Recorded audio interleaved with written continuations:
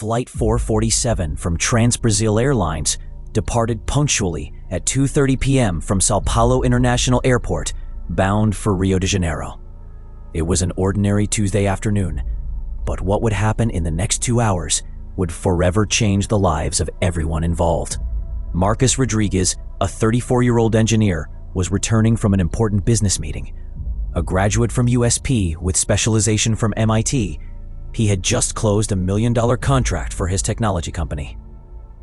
Wearing an impeccable suit and carrying an Italian leather briefcase, Marcus made his way to his seat in business class, 3A. In the cockpit, Captain Bruno Silveira was making final preparations for takeoff. A pilot for 15 years, Silveira had a controversial reputation among the crew. Although technically competent, he was known for his inappropriate comments and attitudes that many considered problematic. His co-pilot, Fernando Santos, a young 28-year-old aviator, always felt uncomfortable with Silveira's remarks, but had never found the courage to confront him directly. As passengers settled in, Marcus noticed that his seat was occupied by an elderly lady who seemed confused with her boarding pass. Kindly, he offered to help her find her gray seat, which was a few rows back. The scene was observed by flight attendant Carla Montenegro, an experienced 42-year-old professional who had worked in aviation for 2 decades. What Marcus didn't know was that his kindness would be perversely distorted.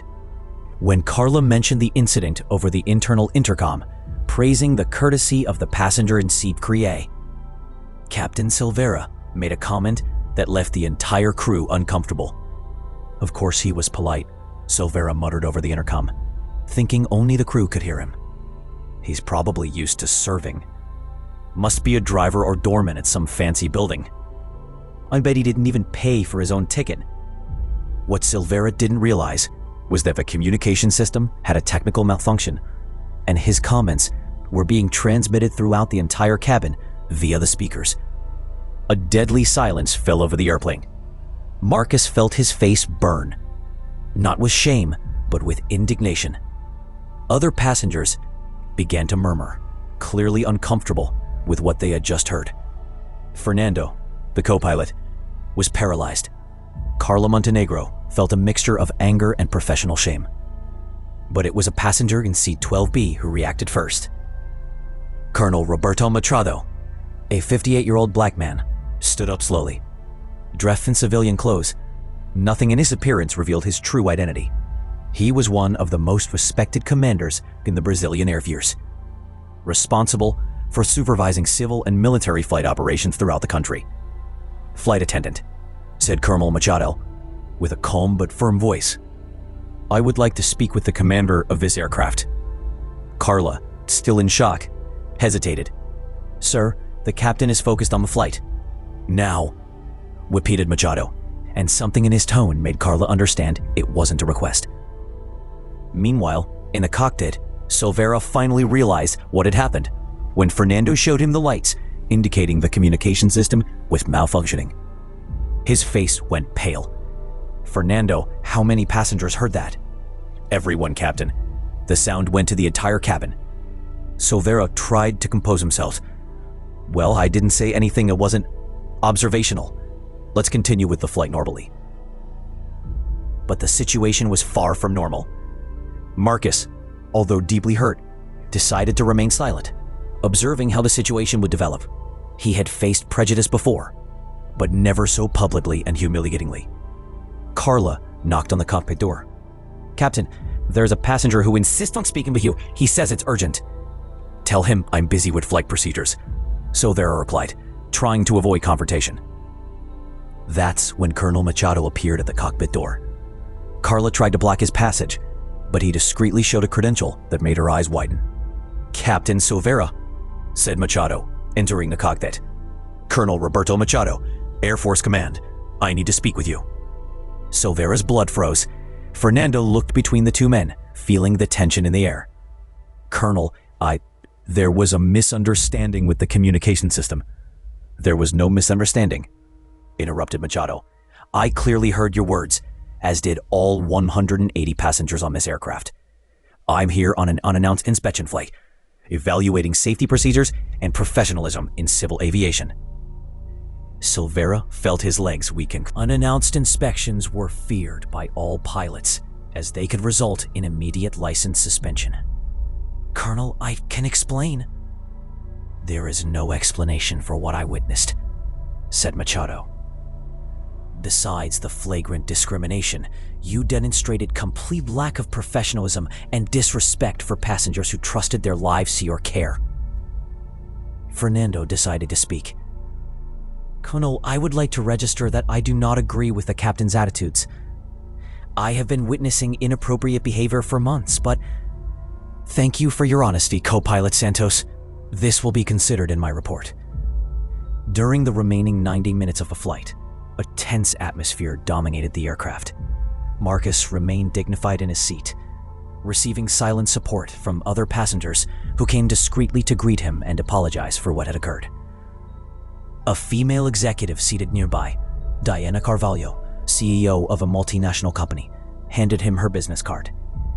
Sir, I don't know what your profession is, but if you ever need anything, please contact me.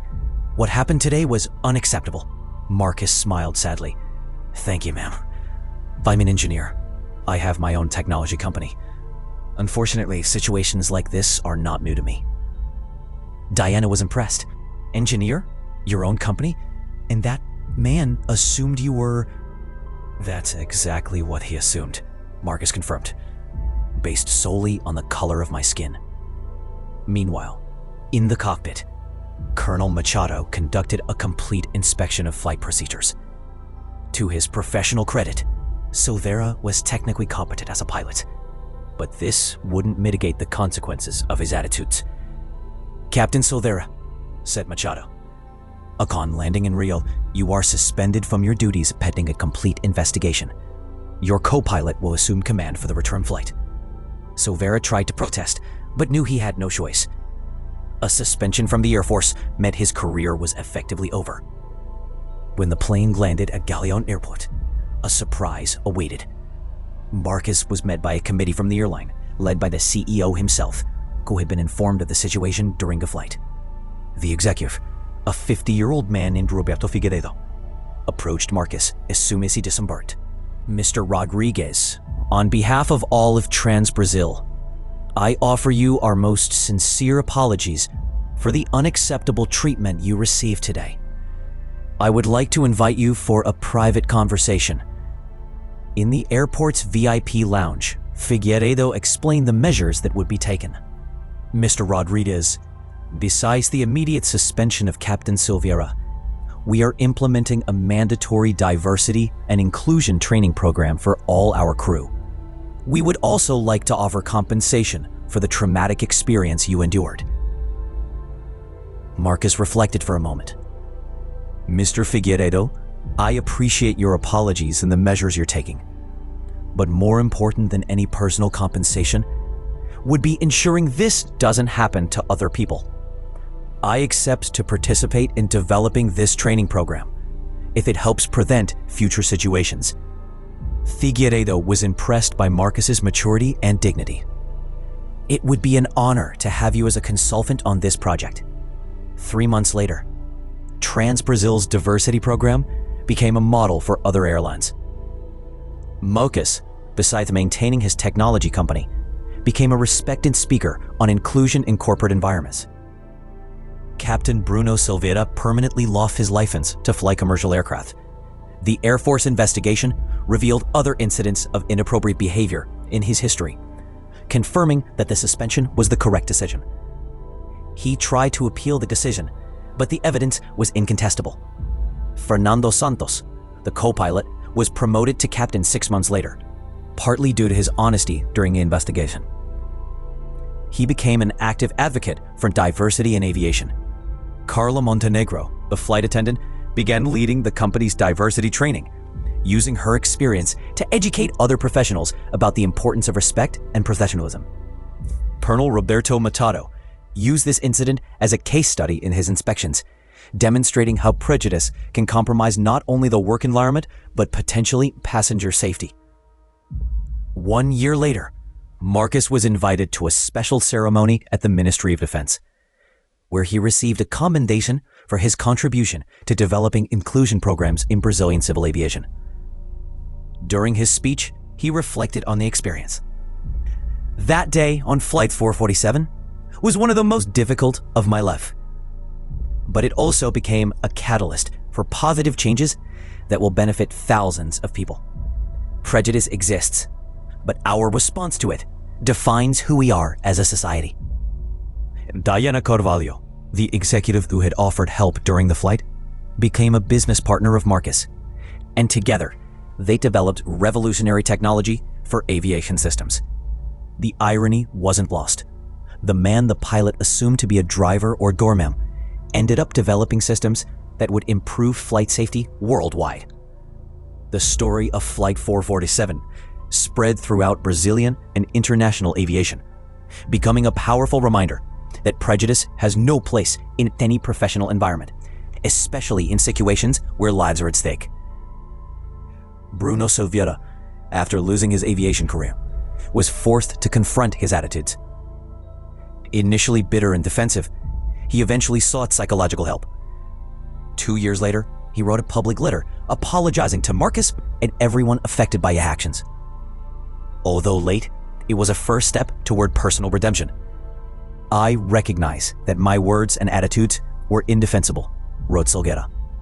"I lost not only my career, but almost lost my humanity. I hope my experience serves as a warning to others who might have similar thoughts. Prejudice is a prison we build for ourselves, and I paid the full price for my choices." Marcus, demonstrating the same class he had shown throughout the entire incident, publicly responded to Silveira's letter.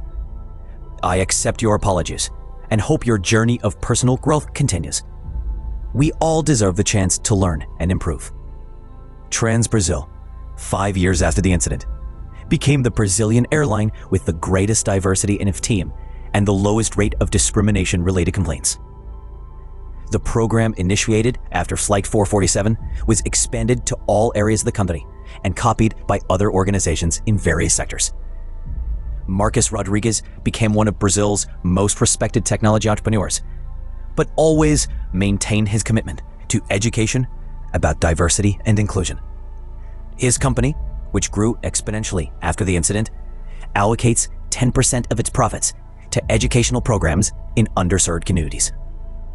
Colonel Machado retired from the Air Force with maximum honors, but continued working as a consultant on diversity issues in international civil aviation. His report on Flight 447 became mandatory study material in aviation schools around the world. Today, when aviation students learn about professionalism and ethics, the story of Flight 447 is frequently cited as an example of how personal attitudes can have devastating professional consequences, but also as a case study on how to properly respond to prejudice. Galeão Airport, where the flight landed that fateful day, now has a commemorative plaque in the terminal, not specifically about the incident, but celebrating diversity and inclusion in Brazilian aviation. The plaque bears a phrase that became emblematic. "In the skies, as on Earth, we are all simply humans seeking our destiny."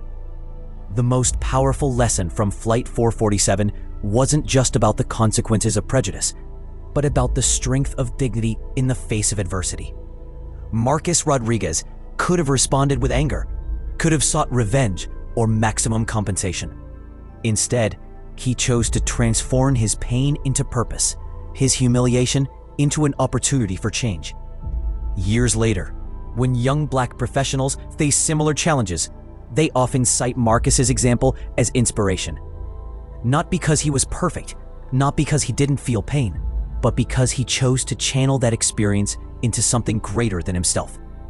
And so, what began as a moment of profound prejudice and discrimination transformed into a catalyst for positive changes that echoed far beyond that 2-hour flight between Sao Paulo and Rio de Janeiro. Flight 447 proved that even in the darkest moments, human dignity and justice can prevail. The legacy of that flight continues to inspire new generations of aviation professionals, reminding them that technical competence must always be paired with human decency. Training programs developed from this incident have been implemented across multiple industries, creating ripple effects of positive change that Marcus could never have imagined when he first sat down in seat 3A. In a world where prejudice still exists, the story of Flight 447 stands as a beacon of hope, proof that when good people refuse to remain silent in the face of injustice, real change is possible. The flight that began with humiliation ended with transformation, showing that sometimes our greatest challenges become our most powerful opportunities to make the world a better place.